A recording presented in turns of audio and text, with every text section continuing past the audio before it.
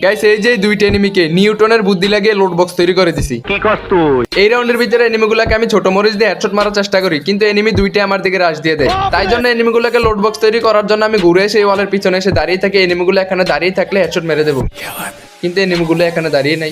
তবে আরেকটু সামনে গিয়ে ওদেরকে দেখে ফেলি, একটাকে সাথে সাথে অটো হেডশট মেরে ওর ভাইটাকে একটা কানে গেলে থাপ্পড় দিয়ে রাউন্ডটাকে পানির মতো সহজভাবে বের করে ফেলি। কিন্তু ভাই ওই রাউন্ডের ভিতরে ওদের দুইটার সাথে করে মজা পাই নাই, তাই জন্য এই রাউন্ডের ভিতরে চারটার সাথে করার জন্য চলে এসেছি, মানে ফাইট।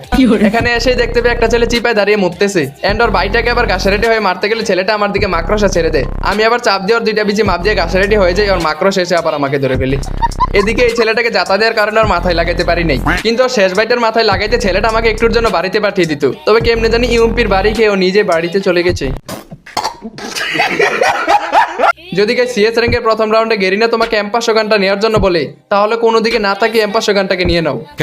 কেন বলতেছি, প্রথম রাউন্ডে এখানে একটা আমি M500 গান নিয়ে নিছি, আর এদিকে একটাকে কানে গেলে থাপ্পড় অলরেডি দিয়ে দিছি। ছাদের উপর থেকে আরেকটা ঘোরাফেরা করতেছে, ওকেও একটা বাড়ি দিয়ে দিছি। আমি ভেবেছিলাম M500 দিয়ে এই রাউন্ডের ভিতরে এজ করবো, কিন্তু আমার টিমমেটের কারণে এটা করতে পারি নাই। তবে লাস্টে যেটা বেঁচে ছিল এটাকে M500 দিয়ে একটা কানে গেলে থাপ্পড় দিয়ে দিই। দ্বিতীয় রাউন্ডে যদি ফেমাস গানটাকে নেওয়ার কথা বলে তাহলে নিয়ে নাও, কারণ এইসব গান দিয়ে ওয়ান টেপ মারা একেবারে পানির মতো সহজ।